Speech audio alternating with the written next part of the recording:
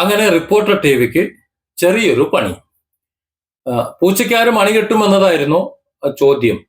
കാരണം അത്രത്തോളം വാർത്തകളായിരുന്നു വിശ്വസിക്കാൻ പറ്റാത്ത രീതിയിൽ പുറത്തു വന്നിരുന്നത്. നമുക്കറിയാലോ, ഒരു SP, DYSP, സർക്കിൾ ഇൻസ്പെക്ടർ, ഇങ്ങനെ പോലീസ് സേനയിലെ 3 പ്രഗത്ഭരായ എന്ന് പറയുന്നത് ഈ ബന്ധപ്പെട്ടവർക്കെതിരെ നടപടിയുമായി പോയിട്ടുള്ള എന്നൊരർത്ഥത്തിലാണ്. അവര് ഒരു പെണ്ണ് കേസിൽ കൊടുക്കാൻ വേണ്ടിയിട്ട്, അതായത് ഒരു വീട്ടമ്മ പരാതിയും കൊണ്ട് ചെന്നപ്പോഴത്തേക്ക് പീഡിപ്പിച്ചു, ബലാത്സംഗം ചെയ്തു. ആ പരാതി പറയാനായിട്ട് മേലാഫീസർ അടുത്ത് പോയപ്പോൾ മേലാഫീസറും പീഡിപ്പിച്ചു, ബലാത്സംഗം ചെയ്തു. ആ പരാതി പറയാനായി SP അടുത്ത് ചെന്നപ്പോൾ SP-യും പീഡിപ്പിച്ചു, ബലാത്സംഗം ചെയ്തു. ഇങ്ങനെ 3 പോലീസുകാരെ വരപ്പിക്കാൻ വേണ്ടി അന്ന് കിണഞ്ഞ് പരിശ്രമിച്ചത് കണ്ടിരുന്നു. മറ്റെല്ലാ ചാനലുകളും ആ വാർത്ത കൊടുത്തില്ല. ആദ്യം വിശ്വസിക്കാൻ കൊള്ളാവുന്ന വാർത്തയാണെന്ന് കരുതി ഒന്ന് വാർത്ത ചെയ്തെങ്കിൽ പിന്നെ മനസ്സിലായി റിപ്പോർട്ടറുടെ ഒരു ട്രാപ്പാണ് എന്ന് മനസ്സിലാക്കിയിട്ട് ചിലർ ടാർഗറ്റ് ചെയ്യുന്ന വ്യാജ വാർത്തയാണ് എന്ന് ജനം മനസ്സിലാക്കിയതോടെ, ജനം പ്രതികരിച്ചതോടെ, കമന്റ് ബോക്സിൽ നിറഞ്ഞതോടെ ആ വാർത്ത ബാക്കിയുള്ളവർ പിൻവലിച്ചു. റിപ്പോർട്ടർ ചാനൽ ആ വാർത്ത കുറേ നാൾ കൊടുത്തു. ഏതാണ്ട് അതേ പാത പിടിച്ചുകൊണ്ടാണ് 2020 പാർട്ടി NDAയിൽ ചേരുന്നതോടെ, അല്ലെങ്കിൽ NDAയുടെ ഭാഗമാകുന്നതോടെ EDയുടെ നോട്ടീസ് പേടിച്ച് സാബു ജേക്കബ് പോയതാണ് എന്ന് പറഞ്ഞുകൊണ്ട് റിപ്പോർട്ടർ വാർത്ത കൊടുക്കുന്നത്. എല്ലാവർക്കും വാർത്ത ഇങ്ങനെ കൊടുക്കും, അവരെല്ലാം കേൾക്കും, കേസിന് പോകില്ല, വഴക്കിന് പോകില്ല എന്നൊക്കെയാണ് കരുതിയത്. പക്ഷെ സാബു ജേക്കബിനെ സംബന്ധിച്ചിടത്തോളം കാശിന് പഞ്ഞൊന്നുമില്ലല്ലോ.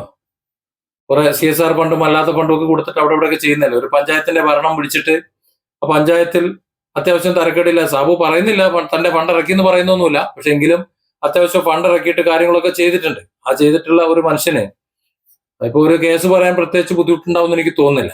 ഏതായാലും ഈ കളിച്ച് പള്ളിമുറ്റത്ത് കയറി കളിച്ച ഒരു അവസ്ഥയാണ് ഇപ്പോൾ സത്യത്തിൽ റിപ്പോർട്ടർ ടിവിക്ക് തോന്നുന്നു. അതുകൊണ്ടാണ് കോടികൾ നഷ്ടപരിഹാരം ചോദിച്ചുകൊണ്ട് 10-17 പേർക്കെതിരെ കേസ് കൊടുക്കുന്നത്. ഇപ്പോ സാബു ജേക്കബിനെ കുറിച്ച് നിലവിൽ പറഞ്ഞിട്ടുള്ള വാർത്തകൾ ഒന്നും തന്നെ അത് റിപ്പീറ്റ് ചെയ്യാൻ പാടില്ല. അതുകൊണ്ട് തന്നെ മിക്കവാറും അത് കൂട്ടിക്കെട്ടി വെക്കേണ്ടി വരും. പിന്നെ പുതിയ വാർത്തകൾ എന്ന് പറയുമ്പോൾ അപകീർത്തിപരമായിട്ടുള്ള യാതൊരു വിധത്തിലുള്ള വാർത്തയും പറയാൻ പാടില്ല. റിപ്പോർട്ടറിനെ സംബന്ധിച്ചിടത്തോളം സാബു ജേക്കബിനെ കുറിച്ച് വാർത്ത പറയുമ്പോൾ പൊക്കി പറയാൻ പറ്റൂലല്ലോ. അപ്പോൾ ഫലത്തിൽ സാബു ജേക്കബിനെ കുറിച്ച് മിണ്ടാൻ പാടില്ല എന്ന ഒരവസ്ഥയിലേക്കാണ് കാര്യങ്ങൾ വരിക.